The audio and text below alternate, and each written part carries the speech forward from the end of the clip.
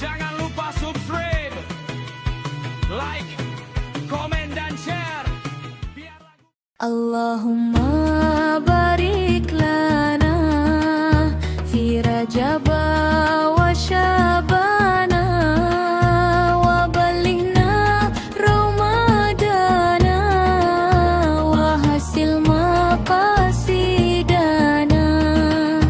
Di bulan Rajab diberkahan sareng dina sasi Syaban, mugi abdi ditepangkeun ka sasi suci Ramadan.